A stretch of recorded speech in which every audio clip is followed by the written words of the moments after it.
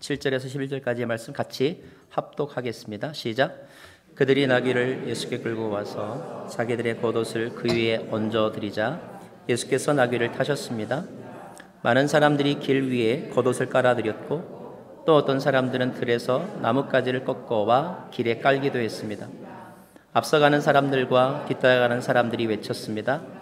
호산나 복이 있으리로다 주의 이름으로 오시는 분이여 복이 있도다 다가오는 우리 조상 다윗의 나라여 지극히 높은 곳에서 호산나. 예수께서 예루살렘에 도착하시자 성전으로 들어가셨습니다. 예수께서는 모든 것을 둘러보시고는 이미 날이 저물었으므로 12 제자들과 함께 베다니로 나가셨습니다. 앉으시면서 이는 하나님의 말씀입니다.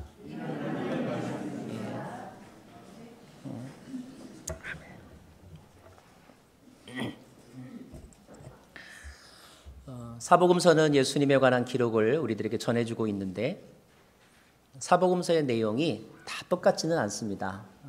어떤 복음서에는 있는 게 어떤 복음서에는 기록되어 있지 않고 또 그 반대의 경우도 있고 그래요. 그런 점에서 본다면 사복음서 모두에 기록되어 있다라고 한다면 그것은 성경을 기록한 사람이 그만큼 중요하게 여긴다는 뜻이겠죠. 예를 들면 오병이어의 기적은 마태, 마가, 누가, 요한복음에 다 기록되어 있습니다. 최후의 만찬 다 나옵니다. 십자가의 죽음, 부활 사건 다 나옵니다. 근데 그 이상 그렇게 많지 않습니다. 하나를 더 꼽으라고 한다면 오늘 우리가 봉독한 말씀 예수님께서 예루살렘에 입성하시는 장면이 마태, 마가, 누가, 요한복음에 다 기록되어 있습니다. 그러니까 성경의 기록자들은 오늘 이 사건을 매우 중요하게 여기고 있다라는 뜻입니다. 예수님이 예루살렘 성에 들어가실 때 사람들은 호산나라고 외치면서 예수님을 열렬히 환영했습니다. 그 손에 이런 나무가 들려져 있었고 예수님은 이런 짐승의 등에 타셨고 사람들은 아마 이렇게 몰려들었던 것 같아요. 특히 그들이 들고 흔들었던 나무가지가 오늘 말씀에 안 나오지만 요한복음에 보면 종려나무가지라고 되어 있어요.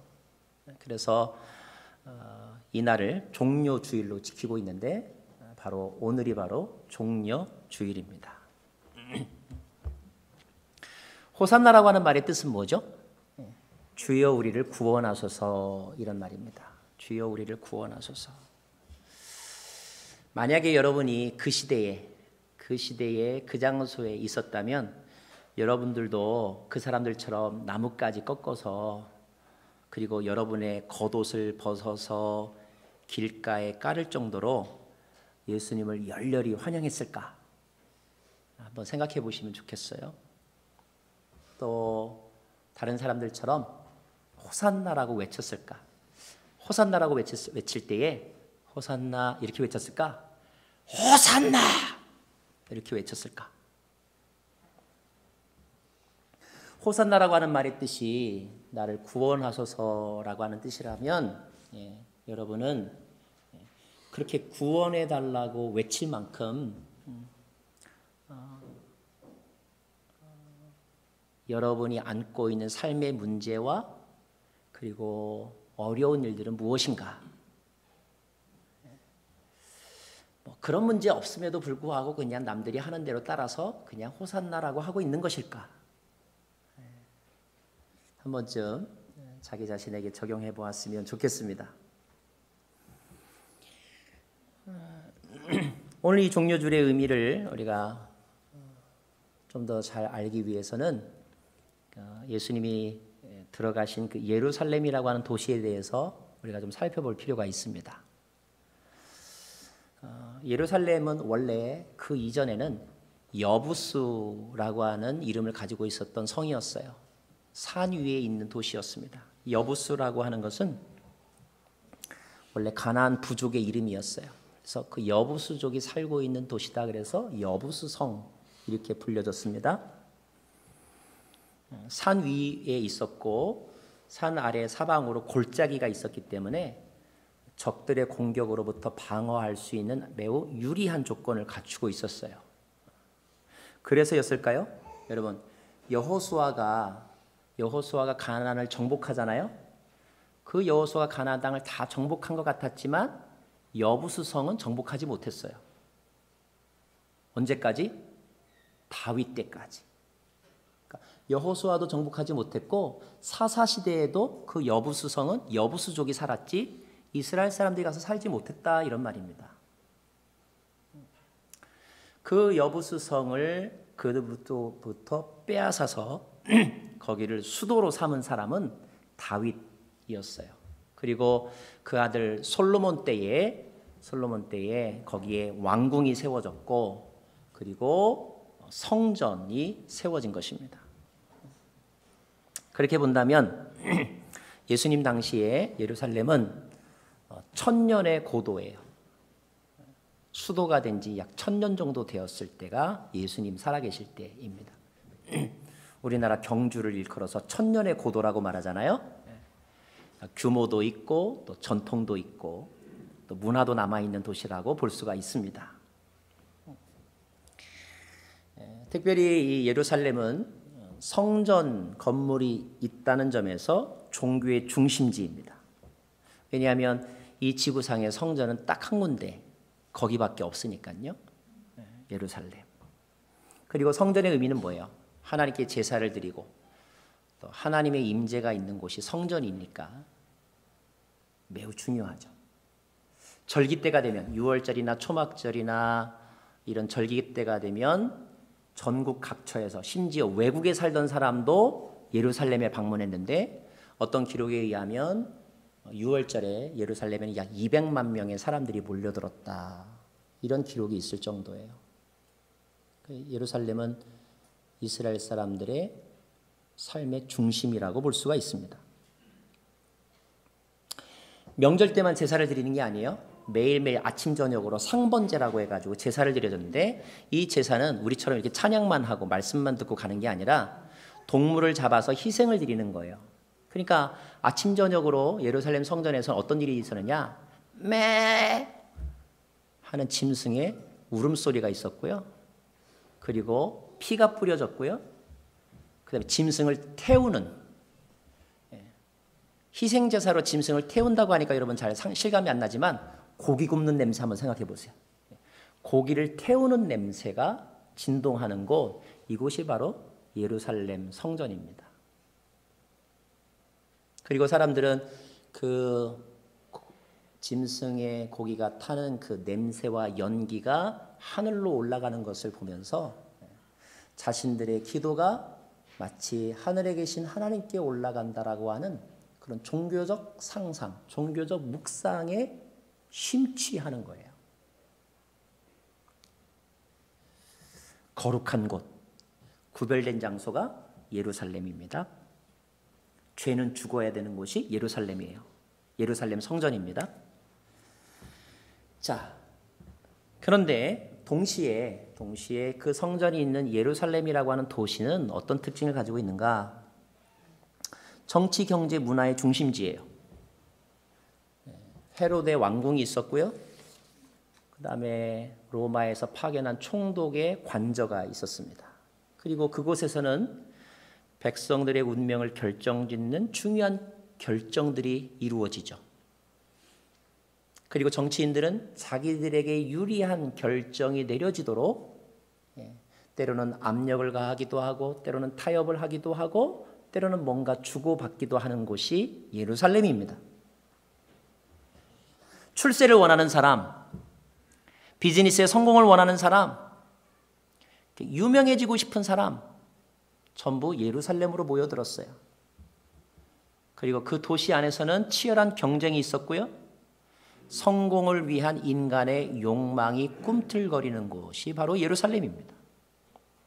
무엇인가를 갖고자 하는 사람들과 가지고 있는 그것을 빼앗기고 싶지 않은 사람들 사이에 보이지 않는 다툼이 있었던 곳이 바로 예루살렘이에요. 정당한 방법으로 그 자리에 오르는 사람들도 있었겠지만 그러나 또 뇌물과 속임수, 배신과 음모가 가득한 곳이 예루살렘이기도 했습니다. 우리는 가끔 이런 고민하죠. 와, 서울에 세계에서 제일 큰 교회가 있고 서울에 그렇게 십자가가 많다는데 왜 서울에는 술집은 그렇게 많고 자살률은 왜 이렇게 높으며 범죄자는 왜 이렇게 많은가? 이것이 도시가 가지고 있는 이중적인 모습이죠. 어느 도시에나 그 도시에는 아마 그 지역에서 제일 큰 종교 건물이 아마 중앙에 딱 있을 거예요. 되게 이름도 중앙교회 뭐 이렇게 짓더라고요. 그런데 그 도시는 동시에 향락 문화와 범죄가 가득한 곳이기도 합니다. 같은 빌딩 안에서 5층은 교회예요. 1층에는 술집이 가득합니다. 그래서 사람들은 기도하고 죄짓고 죄짓고 기도하고 회개하고 죄짓고 죄짓고 다시 가서 회개하고.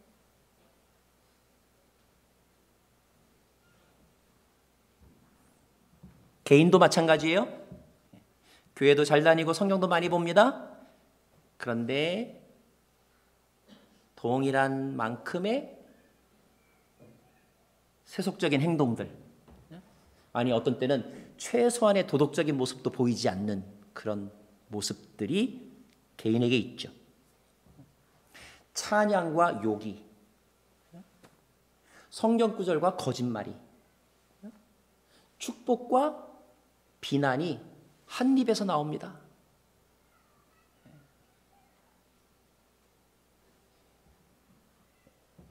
이게 당시 예루살렘의 모습이고요. 그리고 우리 인간들의 모습이라고 볼 수가 있죠. 예루살렘은 겉으로는 거룩하고 화려한 도시였어요.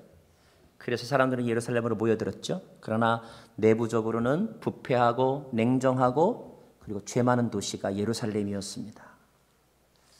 예수님은 예루살렘을 어떤 눈으로 보셨을까? 예수님이 예루살렘을 바라보는 그 마음이 기록되어 있는 장면이 있는데 누가복음 19장에 나와 있어요. 누가복음 19장 41절에서부터 44절의 말씀인데 우리 한번 같이 보겠습니다. 누가복음 19장.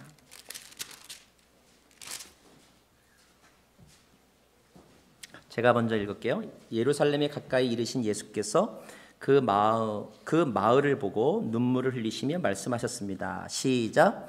오늘 내가 평화에 이르게 하는 일들을 알았더라면 좋았을 텐데 그러나 내 눈에는 이것이 지금 가려져 있구나. 내 원수들이 내 주위에 토성을 쌓고 너를 애워싸고 사방에서 너를 포위하는 날이 올 것이다. 44절. 그들은 너를 짓밟고 너와 함께한 내 자식들도 짓밟을 것이다. 돌 위에 돌 하나라도 남겨두지 않을 것이다. 이것은 하나님께서 너를 찾아오신 때를 내가 깨닫지 못했기 때문이다. 예수님은 예루살렘을 어떤 눈으로 보셨냐면 곧 망할 도시, 망할 도시로 보셨어요. 오늘 성경은 이렇게 눈물을 흘렸다라고 되어 있는데 원어적인 의미를 보면 이렇게 통곡했다라는 의미가 가깝습니다. 그만큼 안타깝게 여기고 그 도시와 도시의 사람들을 사랑했다는 뜻이기도 해요.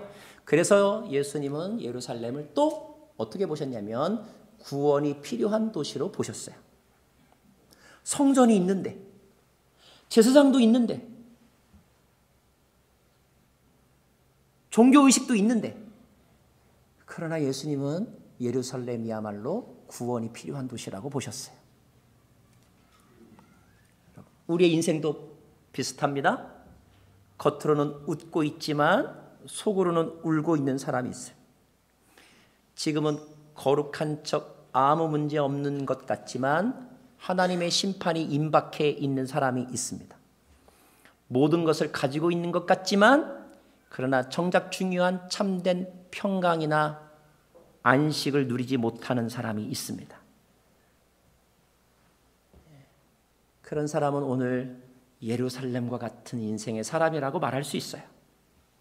그렇다면 그런 곳에 있는 사람들이 외쳐야 될 소리는 무엇일까요? 그런 사람들이, 그런 도시에 사는 사람들이 가져야 될 시간은 무엇일까요? 그것은 아마도 브라보가 아니라 호산나일 거예요. 웃음이 아니라 통곡일 거예요. 샴페인을 터뜨리는 것이 아니라 옷을 찢으면서 회개해야 될 거예요. 파티가 아니라 눈물의 기도를 드려야 할 거예요. 왜냐하면 안 그러면 죽으니까. 안 그러면 곧 망하니까. 그런데 오늘 말씀을 보면 호산나라고 외친 사람들이 누군가? 종교 지도자들? 아니었어요. 부자들? 아니었어요. 왜요? 그들은 마음속에 부족한 것이 없다고 생각했기 때문에 그들의 관심은 내가 지금 가지고 있는 것 어떻게 하면 더 지킬 수 있을까? 어떻게 하면 빼앗기지 않을 수 있을까? 여기에 더 마음을 빼앗겼기 때문에 오늘 말씀에 보면 호산나라고 외쳤던 사람들은 평범한 사람들입니다. 성경은 그들을 암하레츠라고 말하는데 이 말은 땅의 사람들이란 뜻이에요. 가난하고 힘이 없고 목마른 사람들, 그 사람들이 오늘 예수님의 등장에 맞이하러 나와서 호산나라고 외쳤던 것입니다. 왜? 그들은 단 하루만이라도 그 삶에서 벗어나고 싶었으니까. 그들은 자신의 삶에 만족감이 없었고 너무나 괴로웠으니까. 그래서 거기까지 찾아 나와서 그렇게 외쳤던 거예요. 그렇다고 여러분, 그런 사람들만 구원이 필요할까요? 아니에요. 어쩌면 부자들이 더 구원받아야 될 사람입니다. 더 불쌍한 사람들이에요. 종교 지도자들이 더 불쌍한 사람들이에요. 그들에게도 구원이 필요하기는 마찬가지였어요. 예수님의 눈에는 예루살렘은 성공한 도시가 아니라 망할 도시였고 예루살렘은 구원받아야 될 도시였습니다. 변화가 필요한 도시였어요. 그래서 주님은 예루살렘으로 가셨던 것입니다.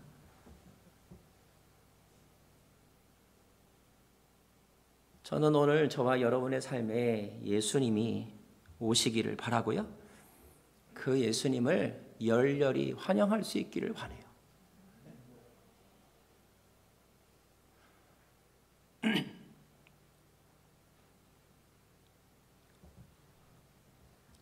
애통함이 없는 환영과 찬양은 하나님을 만날 수 없습니다. 우리 안에 호산나라고 외치지만 간절함이 없죠. 애통함이 없어요. 왜요? 우리의 마음이 다른 것에 너무 많이 오염되어 있기 때문에, 가득하기 때문에 그런 거죠.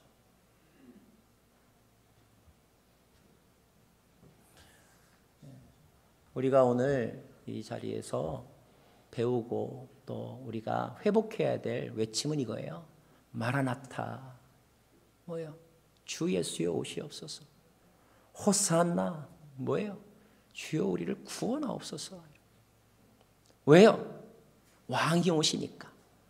예수님이 오고 계시니까. 열렬히 뜨겁게 그분을 향하여 외쳐야 하는 것입니다.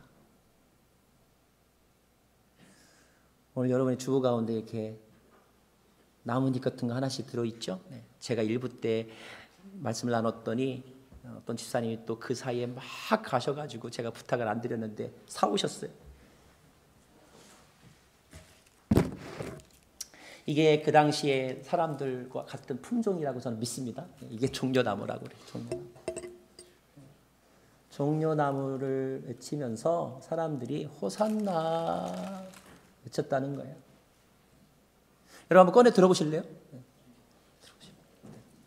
우리 주일학교 때 시절로 돌아가서 이렇게 막 흔들면서 한번 해보겠습니다. 호산나, 호산나, 마라나타, 마라나타, 호산나.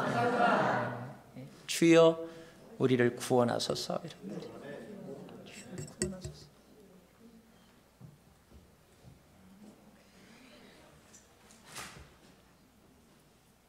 예루살렘에 가셔서 예수님이 하신 일이 뭘까? 물론 그전에도 예수님이 예루살렘 방문하셨지만 이번이 마지막 방문이에요. 이번이 마지막 방문이고 그래서 이번에 예루살렘에 들어가셔서 그분이 하신 일을 좀 살펴볼 필요가 있습니다.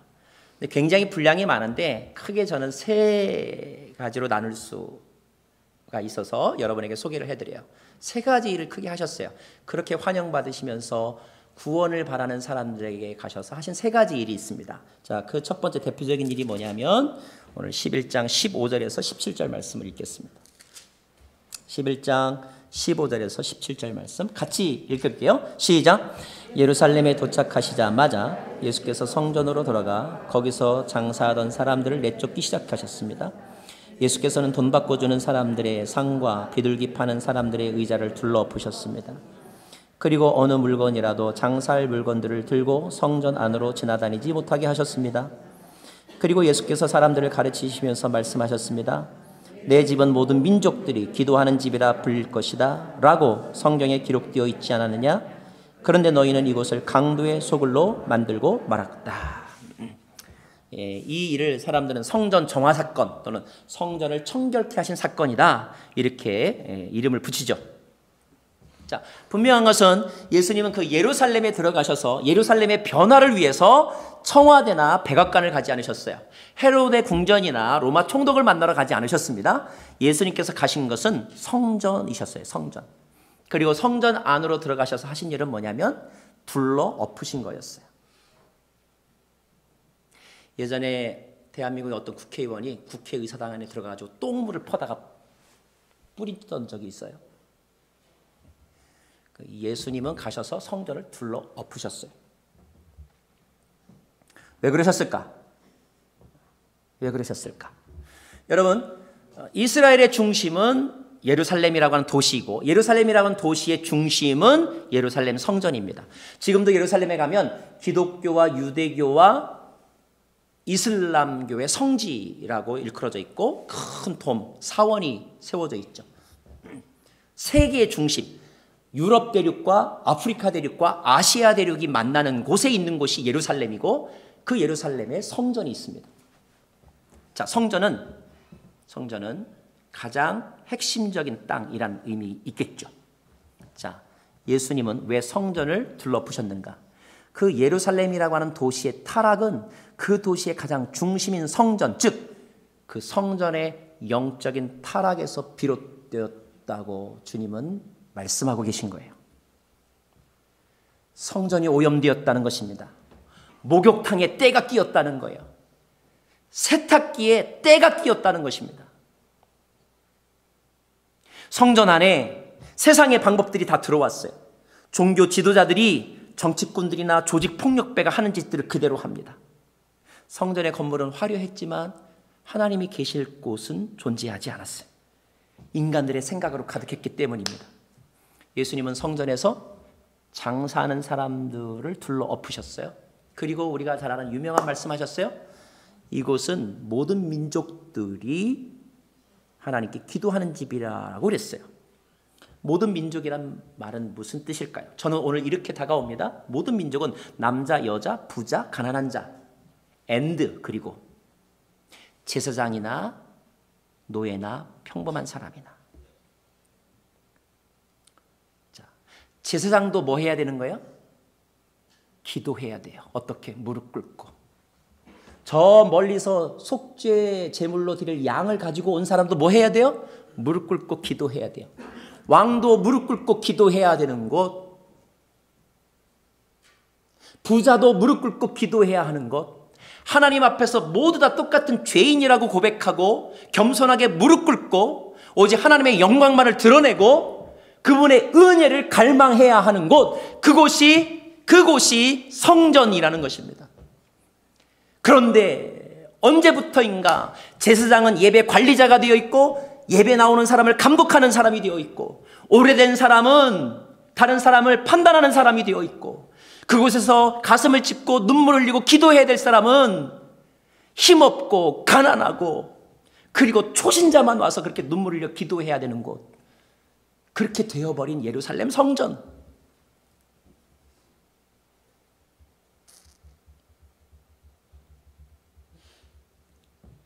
자, 성전의 현대어가 교회죠. 교회를 우리는 건물이 아니라 사람이라고 말합니다.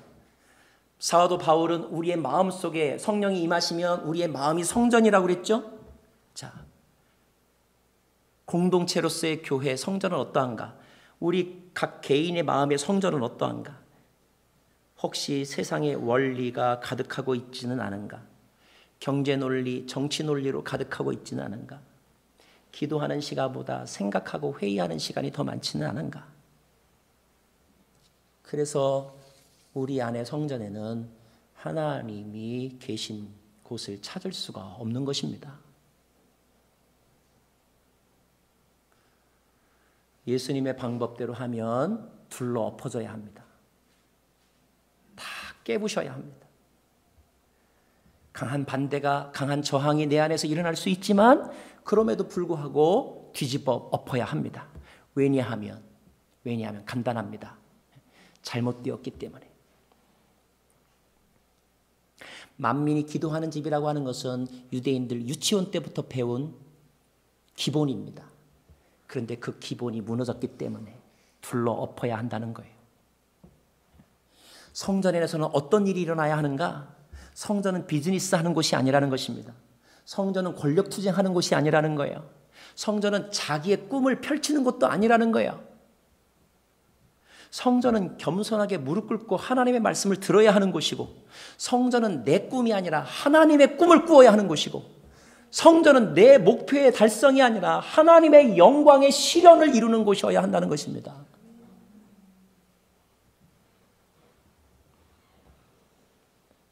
성전은 교회입니다. 우리의 마음이 성전입니다. 교회가 바로 서야 세상이 바로 서는 것이죠. 우리의 마음이 성전이 바로 서야 깨끗해져야 우리의 인생이 바로 서게 되는 것이지요. 지난 수요일인가요? 25일 날 스페인을 떠나서 독일로 가던 독일 국적 항공기가 프랑스 상공에서 추락했습니다. 모두 150명이나 되는 사람들이 죽음을 당했어요. 사고 원인이 무엇인지에 대해서 다각도로 조사하고 있습니다. 9.11 테러가 나오고 나서부터 항공기 안전 검색 강화가 얼마나 심해졌습니까? 한번 공항을 이용해 본 사람은 알겠지만 그거 거쳐야 되는 것이 얼마나 성가신 일인지 몰라요. 거기에 비싼 장비가 들어가죠. 거기에 드는 사람들이 있죠. 다 돈입니다. 아마 비행기 값에 비행기 요금의 절반 이상은 안전 관리하는 데서 사용되는 것 같아요. 그래도 막지 못하는 게 테러입니다. 그죠? 그런데 이번 사고는 외부의 공격 흔적이 없다는 거예요. 이번 사고는 현재까지 알려진 조사에 의하면 조종관을 잡고 있던 비행사 부기장에 의해서 일어났다는 것입니다. 더 밝혀져야 되겠지만 우울증을 앓고 있었던 그 부기장이 자살한 것으로 그렇게 결론이 모아지고 있어요. 만약에 그렇다고 한다면 이 얼마나 어이없고 기가 막힌 일입니까? 아마 그 비행기 안에는 난생 처음 비행기를 탔다고 좋아하는 어린아이도 있었을 거예요. 함께 학교 친구들과 함께 여행을 갔던 학교 그룹도 있었습니다. 그들이 왜 죽어야 합니까? 왜 자살하는 사람은 자기 혼자 안 죽고 왜 수많은 사람들과 함께 그런 선택을 했던 것입니까? 누구한테 책임을 물어야 합니까? 그걸 보면 중요한 것은 어떤 시스템이나 어떤 기계가 아닌 것 같아요. 그걸 움직이는 사람이 더 중요한 것 같아요. 그 사람을 움직이는 게 뭡니까? 우리의 마음 아닙니까? 위험한 것은 외부에만 있지 않아요. 위험한 것은 바로 우리 마음 안에 있습니다. 우리의 마음이 바로 서지 않으면, 우리의 마음이 온전하지 않으면, 우리의 마음의 성전이 더러워지면 자신의 인생뿐만 아니라 다른 사람의 인생까지도 무너뜨릴 수 있는 거예요. 공동체도 무너뜨리죠. 사회가 혼란스러워지는 것입니다. 가장 중요한 하나님의 기름 부으심이 있는 그 자리가 깨끗하고 바르게 유지되고 그 안에서 마땅히 드려야 질 예배가 회복되어져야 되는 것이죠. 그런데 그게 무너졌다는 거예요. 거짓이 가득하다는 것입니다. 주님은 인정사정 볼 것 없이 둘러 엎으셨어요. 체면 보지 않고 둘러 엎으셨어요.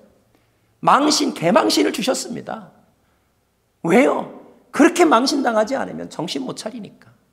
그 정도로 심각했으니까. 그 정도로 심각한 것이 그 당시에 예루살렘 뿐이겠습니까? 오늘 저와 여러분은 그 정도로 심각하지 않습니까? 심각하지 않다고 자기 스스로 믿고 있을 뿐이지 주님 보시기에는 결코 그렇지 않을 것 같습니다.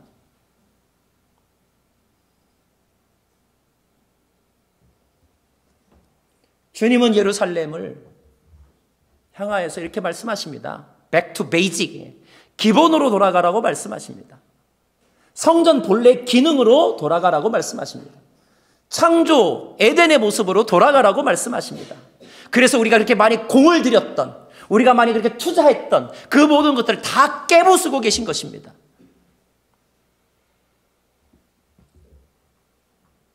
종려주일에 우리는 그 주님의 과격함을 마음속에 담아야 합니다.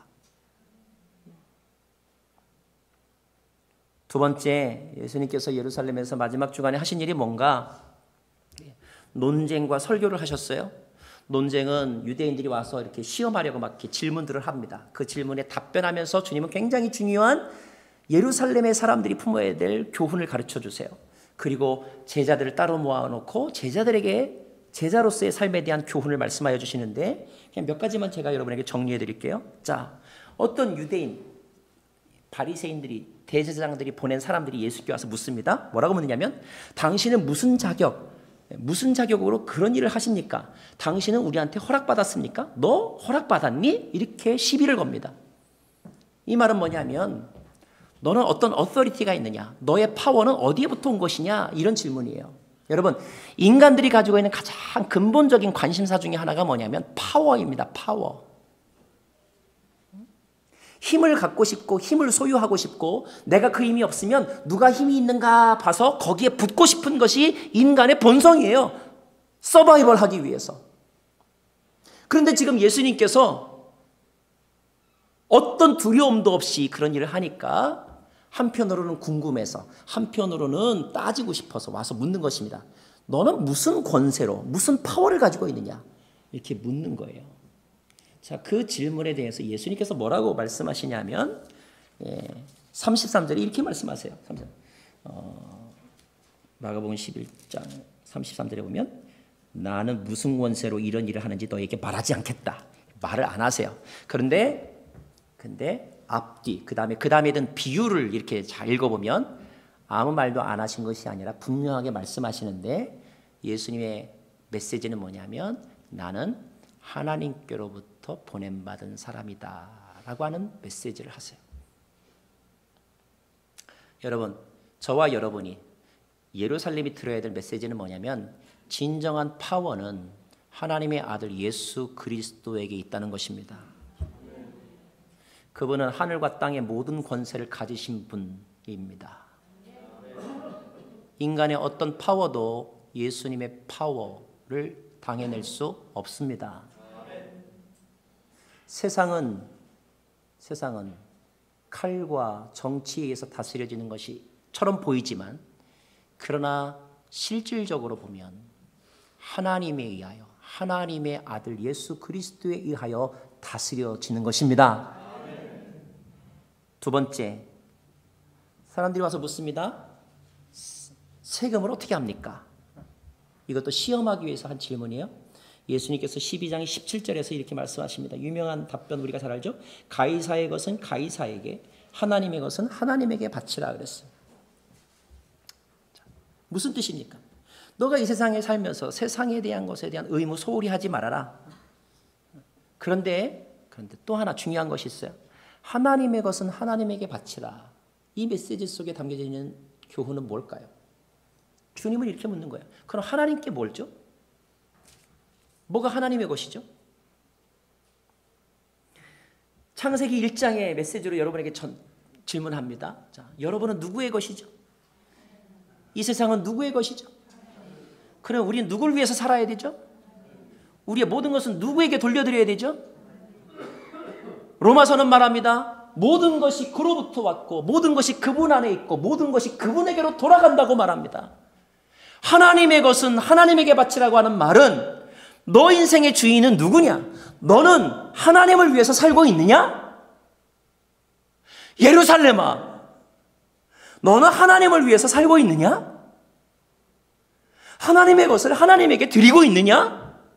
그렇게 질문하고 계신 거예요. 세 번째, 사두개인들이 와서 묻습니다. 어떤 사람이 결혼했는데 죽었습니다. 그 아내는 어떻게 될까요? 동생이 죽었습니다. 그럼 어떻게 될까요? 그럼 나중에 부활하면 다 이렇게 이중 삼중으로 결혼해서 삽니까? 질문도 꼭 그 수준에서 하죠. 자, 부활에 관하여서 질문합니다. 예수님께서 이렇게 말씀하세요. 12장 24절에서부터의 말씀입니다. 자, 우리 같이 읽을게요. 예수께서 대답하셨습니다. 시작. 너희가 성경도 모르고 하나님의 능력도 몰라서 그렇게 잘못 생각하고 있는 것이 아니냐? 죽은 사람들이 살아날 때에는 시집도 가지 않고 장가도 가는 일이 없다. 그들은 마치 하늘에 있는 천사들 같이 될 것이다. 죽은 사람의 부활에 대해서는 모세의 책에 가시떨구나가 나오는 곳에서 하나님께서 모세에게 말씀하시기를 나는 아브라함의 하나님, 이삭의 하나님, 야곱의 하나님이다 하신 것을 읽어보지 못했느냐? 하나님께서는 죽은 사람들의 하나님이 아니라 살아있는 사람들의 하나님이시다. 너희가 크게 잘못 생각하고 있다. 살아계신 자의 하나님, 산 자의 하나님. 이 말씀에 예수님 부활이 있다는 거예요? 없다는 거예요? 예수님이 부활하셨다고 하는데 부활이 없다고 말할 수는 없죠? 자, 부활의 세계가 있다는 거예요. 다시 말하면 영적인 세계가 있다는 거예요. 너희들은 이 땅에 살지만 그러나 땅의 것에 마음을 두지 말아라. 그 논리로 하나님의 나라를 이해하려고 하지 말아라. 권세와 물질과 탐욕의 눈으로 세상을 보지 말아라. 영원한 것에, 영원한 하나님의 나라에 대한 소망을 두고 그 기준으로 오늘을 살아라. 이것이 예루살렘의 사람들이 살아야 될 삶의 태도이다. 짐 엘리엇이라고 하는 사람은 위튼 대학을 다니다가 선교사로 갔지만 그분의 고향은 포틀랜드입니다, 여러분. 짐 엘리엇의 고향은 포틀랜드인데 그가 에콰도르 선교를 갔다가 아우카족에 의해서 죽임을 당했잖아요. 그의 전기, 그의 일기에 이런 내용이 기록되어 있어요.